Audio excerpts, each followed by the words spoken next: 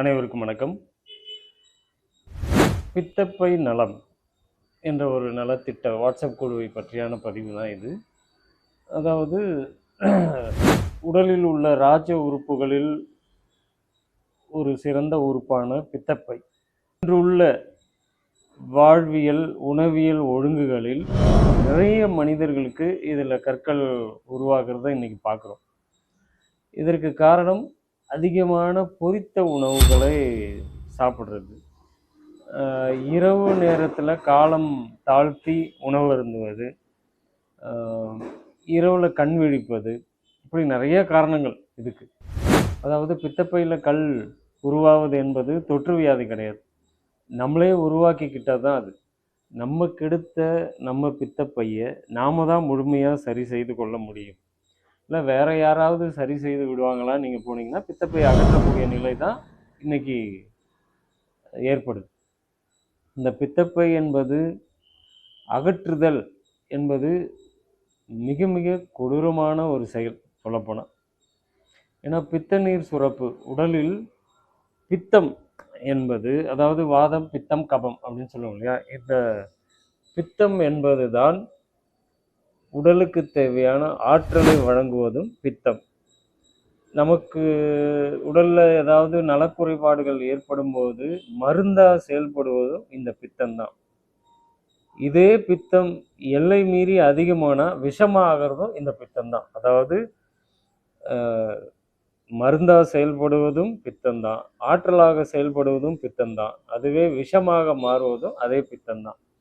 அதாவது பித்த நிலை சித்த நிலை அப்படின்னு சொல்லுவாங்க இல்லையா, அதாவது உடலில் பித்தத்தின் சீர்நிலை சரியாக இருக்கக்கூடிய நபர்கள் தான் சித்தர் நிலைக்கு போவாங்கன்றது சொல்லலாம்.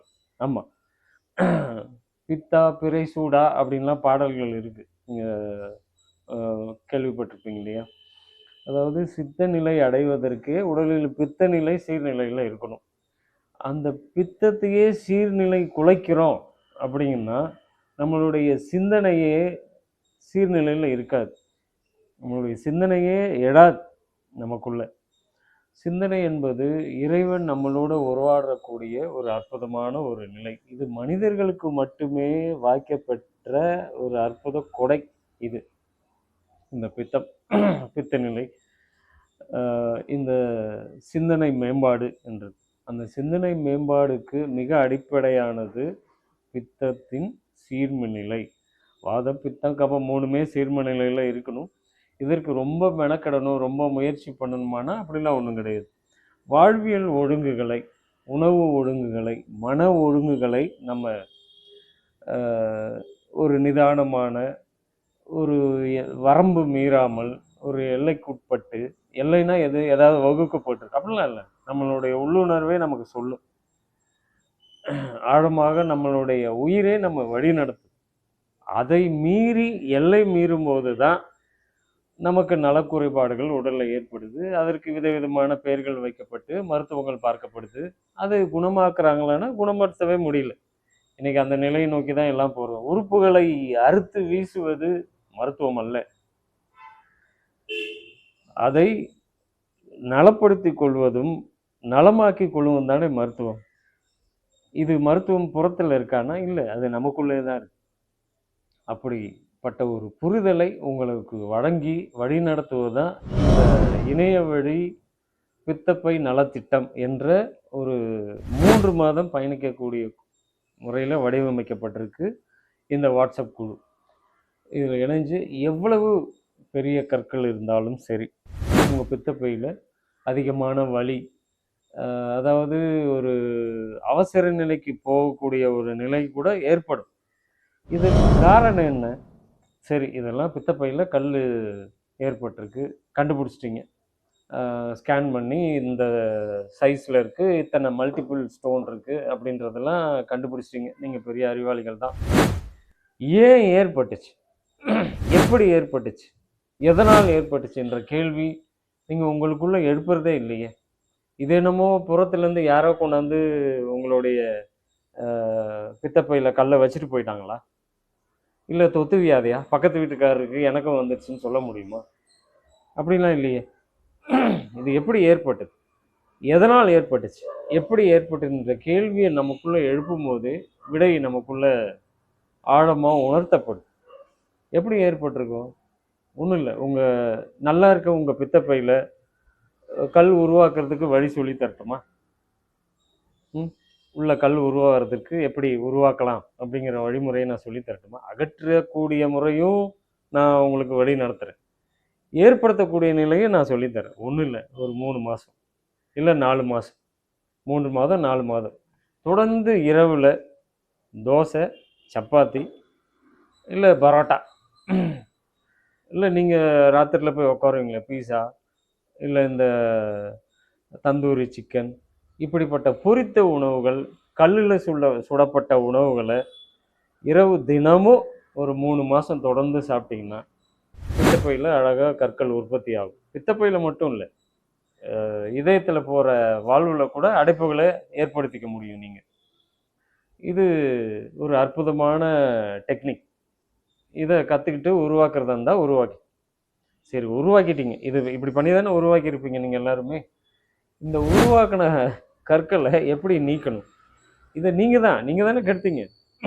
நீங்கள் தான் இதில் இருந்தெல்லாம் ஒரு ஒழுங்குக்குள்ளே வந்து இதை நீக்கி ஏற்பட்ட கற்களையும் நீக்கி ஏற்படாமல் பார்த்து கொள்ளக்கூடிய ஒரு வழிகாட்டுதல் தான் இந்த குழு. ஏற்பட்டிருக்கு இல்லையா, அதில் ஏற்படுத்திக்கிட்டீங்க இல்லையா, கற்களை உருவாக்கிட்டீங்க. இதை எப்படி கரைச்சி வெளியேற்றுறது என்ற செயல்முறை தான் இந்த குழுக்களில். உடனே நேரடியாக ஏதோ இன்றைக்கி ஒரு 4 மாத்திரையை போட்டோம், ஒரு வாரம் சாப்பிட்டோம், சரி அப்படிலாம் சரியாகாது. பித்தப்பையில் கல் உருவாகிறதுக்கு எத்தனை நாட்கள் எத்தனை மாதங்கள் ஆகுன்றது தெரியுமா உங்களுக்கு? அது மெதுவாக தான் தயாராகும். எப்படி உருவாச்சோ அப்படி தான் கரையும். இப்போ எல்லாமே இன்ஸ்டண்ட்டாக உங்களுக்கு தேவைப்படுது. உடனடி தீர்வு பக்க விளைவுகளில் தான் கொண்டு போய் விடும். உடனடி தீர்வு என்ன? பித்தப்பை எடுத்து போட்டோம்னா முடிஞ்சு போச்சு, உங்களுக்கு வலி இருக்காது, ஆபத்து கட்டத்தை தாண்டிட்டீங்க. ஆபத்து கட்டத்துக்கு கொண்டு போனதே நீங்கள் தானே. கொண்டு போன நீங்கள் தான் மெதுவாக அது ஏதாவது ஆயிடுமோ? ஒன்றும் ஆகாது, எதுவுமே ஆகாது. மெதுவாக எப்படி உருவாச்சோ அப்படி தான் மெதுவாக கரைஞ்சி அது வெளியேறும். முழுமையாக உங்களுடைய மலம் வழியாகவே இந்த கற்கள் வெளியேறதை நீங்களே கண்ணால் பார்க்கலாம்.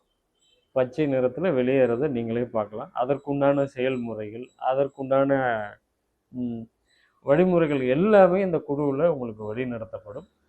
இதில் முக்கியமாக வாழ்வியல் ஒழுங்குகள் மிக முக்கியம். அப்படி தான் இதில் வடிவமைக்கப்பட்டிருக்கும். இதில் முழுமையாக இணைஞ்சு நீங்கள் படிப்படியாக இந்த கற்களை முழுமையாக வெளியேற்றலாம். இதன் பிறகு இந்த குழு முடிந்த பிறகோ உங்களை நீங்கள் சோதனைகளை நம்புறவங்க தானே நீங்கள் எல்லாருமே. ஒரு கருவி சொல்லணும், எனக்குள்ளே நான் ஆரோக்கியமாக இருக்கனா இல்லையா, எனக்குள்ளே ஏதாவது இருக்கா இல்லையா. இறைவன் மறைத்து வைக்கப்பட்டதாகவே இருப்பது தான் அதனுடைய அழகு, தனித்துவம் எல்லாமே. அதை கருவிகளை கொண்டு ஆராய்ந்து அதில் என்ன இருக்குது ஏது இருக்குன்னு பார்த்த பிறகு நீங்கள் ரொம்ப மகிழ்ச்சியாக நிம்மதியாக இருக்கீங்களா எல்லாரும்? ஒரு தாவரத்தோடைய இலைகள் வெளியில் தெரியும், பூக்கள் வெளியில் தெரியும், காய் வெளியில் தெரியும், அதனுடைய தோற்றம் வெளியில் தெரியும், ஆனால் அதனுடைய வேர் வெளியே தெரியாது. அதுதான் படைப்போடைய அழகு, சாரம் எல்லாமே. மறைத்து வைக்கப்பட்டதாகவே இருக்க வேண்டும். அதை ஒரு மேதாவித்தனமாக அறிவு செருக்கில் கொண்டு போய் இந்த ஃபுல் பாடி செக்கப் இதெல்லாம் பார்த்து நீங்கள் நிம்மதி இழந்து தானே போகிறீங்க. இது இறைவன் படைத்த படைப்பு. இந்த உடல், இதில் நலக்குறைபாடு ஏற்படுமா? இதை நீங்களாக கெடுத்து குட்டி சுவராக்கினா தான் உண்டு. அது ஒரு காலம் நோய் உறாது, சீர்நிலை கெடாது. நம்மளாக கெடுத்துக்கிட்டால் தான் உண்டு. ஆழமாக நீங்கள் ஒவ்வொருத்தரும் புரிந்து உள்வாங்கி உணர வேண்டும். அப்படிப்பட்ட ஒரு வழிகாட்டுதல் தான் இந்த பித்தப்பை நலம் திட்டம் என்ற ஒரு வாட்ஸ்அப் குழு. இந்த குழு கட்டணம் என்ன, எப்போ இணையணும், எப்போ துவங்குது என்ற தகவல்கள் எல்லாமே இந்த வீடியோ பதிவோட டிஸ்கிரிப்ஷனில் கீழே பதிவு செய்யப்பட்டிருக்கும். அதை பார்த்து நீங்கள் இந்த குழுவில் இணைஞ்சு பயணித்து கற்றுக்கொண்டு வந்ததையும் சரி செய்து கொண்டு வராமலும் பார்த்து கொள்ளக்கூடிய ஒரு நிலை தான் இந்த பித்தப்பை நலத்திட்டம் என்ற ஒரு வாட்ஸ்அப். இணைஞ்சு உங்களை நீங்களே குணப்படுத்தி கொண்டு ஆரோக்கியமாக வாழலாம். நலம் பெறுவோம், வளம் பெறுவோம்.